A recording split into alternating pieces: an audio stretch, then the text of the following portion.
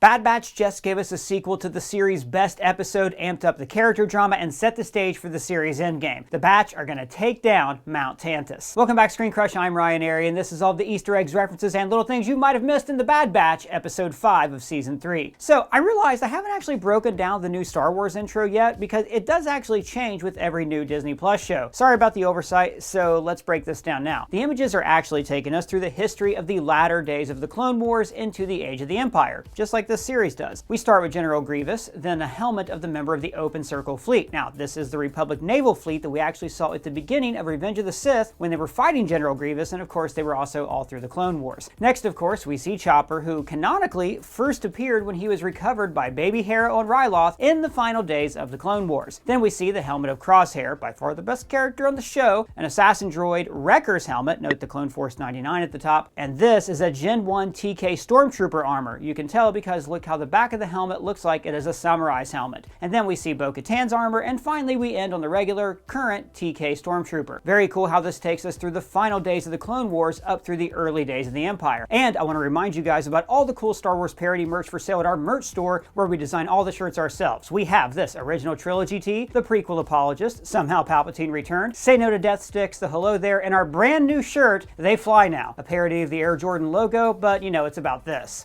They fly now? They fly now! When you guys shop our merch store, you make it so we can keep making videos like this one. Thank you all so much for your support. So this episode is called The Return, and the title has a few different meanings. One, it's obviously about Omega and Crosshair returning to the Bad Batch. For Omega, it's been about 100 days since she's been gone, but for Crosshair, I'm guessing it's been like, well, at least a year, right? As we're going to talk about a little later, Crosshair and Hunter have a lot of problems here they need to work out. But the episode is also about the return to Barton 4, the setting of the best episode of the series, The Outpost. What episode was that again? Okay, so here's a very brief summary of that episode in case you forgot, but really you should go back and rewatch it, it's amazing. Last season, Crosshair was sent to a remote station where all but 3 of the clone soldiers had died. Their new commanding officer, Nolan, was a real cruel piece of work. Fantastic. More clones. Problem, sir? Yes, I don't like used equipment. When insurgents stole some crates from the base, Nolan ordered Crosshair and the clone commander Mayday to retrieve the crate. They basically go through hell to recover this crate, which ironically is filled with the armor and supplies they could have been using this whole time, but were being saved for the new TK troopers who were sent to replace them. Now Crosshair barely gets the injured Mayday back to base alive, where he finds out that now non-clone troopers are everywhere on the base. Nolan doesn't see the value in the clone's life. He is expendable. And so Crosshair kills him and then is imprisoned on Mount Tantiss. It's the episode where Crosshair finally sees that there is no honor in blindly following orders of officers who treat you like you're subhuman. And guys, it is so great having this show back, and we love covering every single episode for you. And you know it's the last season, so like literally anything can happen. No one is safe. That's right. It's just great to like have my routine back. I like to like sit down when I watch The Bad Batch and any Star Wars animated show, and I like to have a bowl of cereal. It kind of reminds me of Saturday morning cartoons when I was a kid, except now I have to take notes. Oh, but person, you shouldn't eat sugary cereals like that. Well buddy, this is not some junk food cereal. This is Magic Spoon, the sponsor of this video. Magic Spoon tastes like all the cereals from my childhood, but it has no gluten, no soy, and there are 0 grams of sugar. But most importantly, it tastes so good. With Magic Spoon, you can build your very own custom box from cocoa, fruity frosted, peanut butter, and maple waffle flavors. Plus other awesome flavors, including honey nut, blueberry muffin, cinnamon roll, birthday cake, and chocolate chip cookie. And now they've introduced these new cereal breakfast treats: double chocolate, blueberry muffin, marshmallow, and chocolatey peanut butter. Each bar has 11 grams of protein and only 1 gram of sugar. And guys, I am not kidding about how amazing this cereal is. Just listen to this. 13 grams of protein, 4 net carbs, 0 grams of sugar, grain-free, and gluten-free. So Magic Spoon fulfills your need for childlike nostalgia while also engaging with you on an intellectual adult level. Exactly, but mostly it's just fun. Like, we may be grown-ups, but be the grown-up you always wanted to be when you were a kid. Eat cereal and watch cartoons. Perfect for a reluctant adult like myself. Magic Spoon is so confident in their product that it is backed with a 100% happiness guarantee. So if it's not for you, they will refund your money and you guys can part ways as friends. So to eat whole, delicious cereal, click the link below or scan this QR code on the screen and use the code ScreenCrush for $5 off. or go to magicspoon.com/ScreenCrush to get $5 off your order of Magic Spoon today. Now, back to what I was saying. This episode opens with Omega waking up in her bed with her stuffed loth cat, Lula. What about the other one? What other one? The stuffed cat she made in Mount Tantiss. The poor little stuffed animal, it's all alone in a big mean clone mountain. Dude, that thought is really upsetting me. Me too, how are we gonna save it? Don't worry, I'm sure when they go back to Mount Tantiss, Omega's going to save her other stuffed animal. Okay, so notice that she wakes up with the sun on her face and the ship is bathed in warm colors. This immediately contrasts with episodes 1 and 3, which began with Omega waking up in her cell, cold blue tones and very far from the sunlight. Out on the ship, the boys are having caf, that's the Star Wars version of coffee. They mention Delivery from Shep and Liana. and remember, Shep Hazard is the mayor of Pabu. What's Pabu, like on Seinfeld? No, Pabu in Star Wars, it's Space Grease. Oh yeah, gotcha. Notice Omega is wearing native jewelry and she's wearing a top made from netting. So in this scene, we see that everything in Omega's life now has gone from being cold and industrial to warm and natural. Interestingly, this color palette contrast between the clone world and the natural world was first seen in Attack of the Clones. The world of Kamino is very white and blue and sterile, while the droid factory on Geonosis is very yellow and brown, and the Geonosian lives in mounds of brown and orange rock, showing their incorporation into the natural world. Outside, Crosshair is having target practice, but his hand is shaking. AZ1, who I always want to see more of, is like a talking score counter on an arcade shoot-'em-up game. I have tabulated your shooting accuracy. Last week I theorized that Crosshair's hand might be shaking because maybe his clone DNA was degrading, but I was wrong. I think what's happening here is simple. Crosshair, like so many real-life veterans, has PTSD. The events of the Outpost broke him. He is no longer sure if he can continue being a soldier because, as he learned, life is more than just being a good soldier and following orders. And can I just shout out for a second how great D. Bradley Baker is in this show? He gives each of these characters a unique voice, and he's eagly. He's eagly? Oh, that's amazing. Right? Now, Crosshair is used to being alone. He's a sniper, and it's in their nature. And because Crosshair was literally genetically designed to be a sniper, he's genetically predisposed for solitude. Whereas Hunter has naturally always stepped up as the team leader and been the compassionate person in the group. Now, if you'll remember, the problems between Hunter and Crosshair started all the way back in the first episode, when Hunter did not kill young Kanan Jarrus. Take back. I can help you.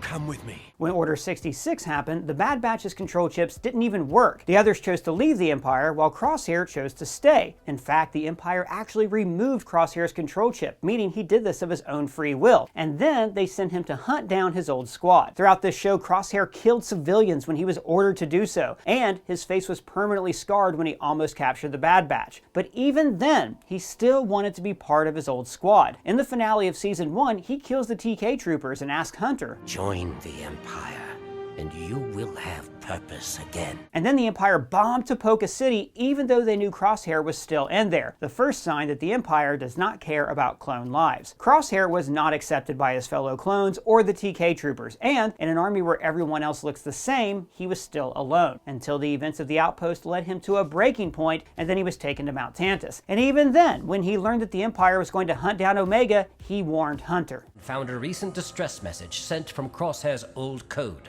I believe he is warning us. But Hunter, understandably, didn't trust his former squad member, and they didn't protect Omega in time, which Crosshair brings up in this episode. I tried to warn you, Hunter. You ignored it. You let Omega be taken to Tantiss. So basically, these two guys got a lot to work out. Exactly. And in this episode, Crosshair once again finds himself trapped in an icy landscape with another clone who he doesn't fully trust. No wonder this triggers his PTSD. And guys, I just want to say that if you are a veteran and if you are suffering from PTSD, you can call this number, and the Vet Center will let you know a place near you where you can get help. Or you can visit the VA portal that we have linked in our description below. Thank you very much for your service, and welcome home. So then Echo shows up on Pabu. Now he has been off with Rex, planning a likely ill-fated clone rebellion that I hope we're going to get to see later this season. Now, listen. Echo's ship. I spent over an hour looking through pictures of every Star Wars ship from the Clone Wars era. It looks like it's a shuttle or some kind of support vessel. It definitely looks like it's Republic design, very similar like colors and shape to the Venator class cruisers, but like I struck out. I could not work out if we have seen this ship before. If we have, please tell me down in the comments. We see Gonki trying to power up the ship, but he is covered with the Munyo monkeys that warned the people about the tsunami that was coming last season. When Echo shows up, he automatically creates a transactional relationship with Crosshair. Now hug for me.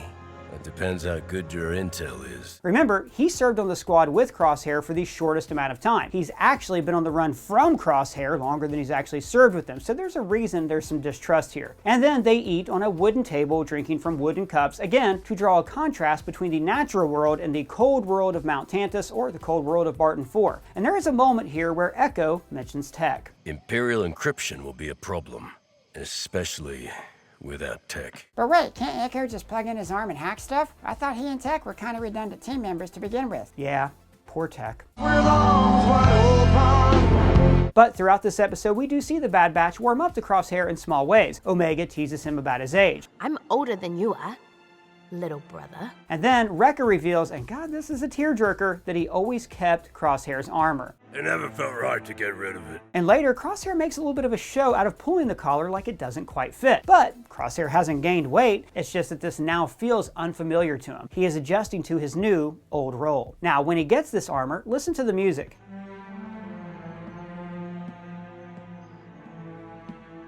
Last week we shouted out a great video essay by this channel, Hobrix, which we're going to link below. In that video, he points out that Crosshair's leitmotif always reflects where he's at mentally at that time. The theme represents Crosshair's true self, and here we hear that it's very subdued and sad. Like he's being haunted by the memories of his old life, the regrets of the choices that he's made in this war. And this is the same subdued arrangement of his theme that we heard before he killed Lieutenant Nolan.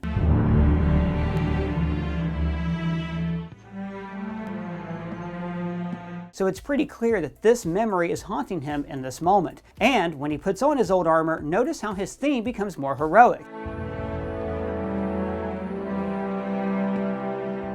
To show us that he is returning to his old true self. So when he returns to Barton 4, we see that his entire ordeal here was for nothing. The Empire just abandoned the planet. And we also see this bird flying overhead. In the Outpost, this bird is symbolic of freedom and free choice. When Crosshair arrives on the planet, he can barely see the bird through this bad weather, symbolizing how his own morality is becoming clouded. But in the climax of the episode, the moment he decides to kill Nolan is when the shadow of the bird flies over him.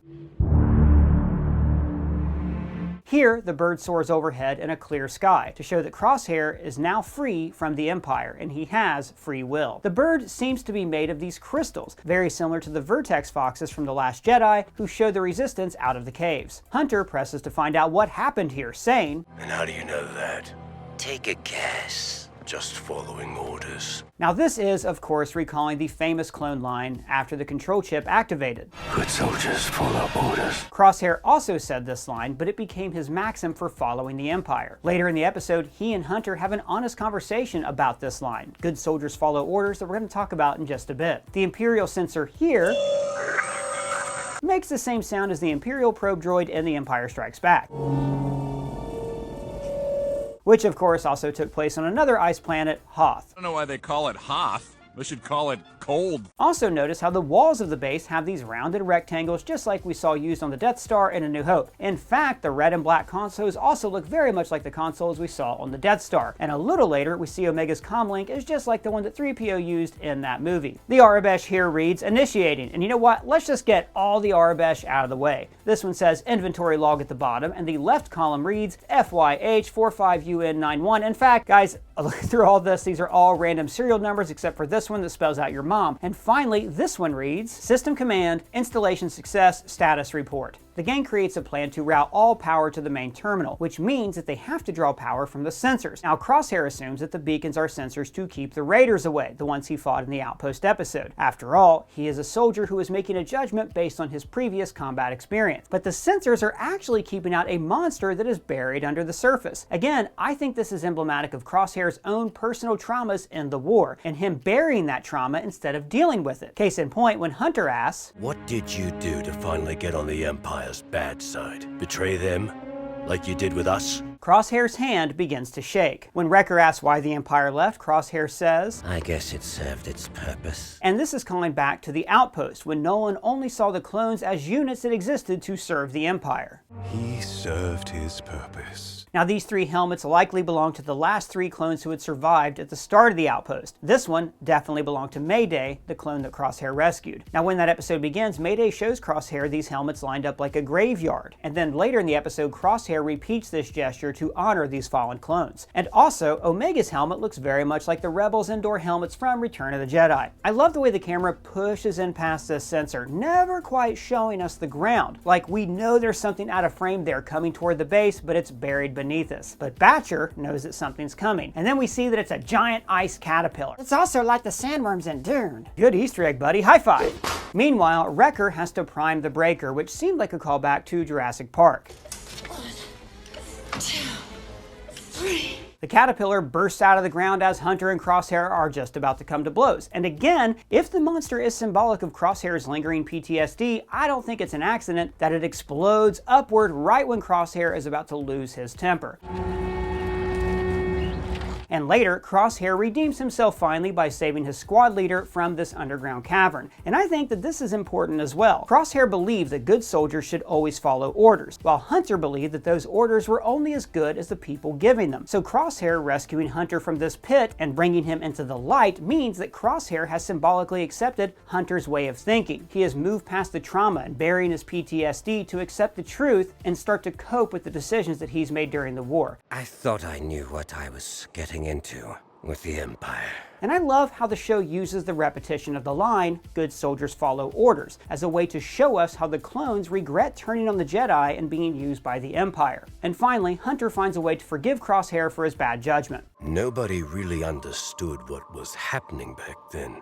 So this entire experience shows Hunter that he can trust Crosshair, and he fully brings him back into the squad. Guys, what an amazing episode and a touching epilogue for the high water mark of this series. But what did you guys think of this episode? Let me know your thoughts down in the comments below or at me on Twitter. And if it's your first time here, welcome to the show. Please subscribe, smash that bell for alerts. For ScreenCrush, I'm Ryan Airy.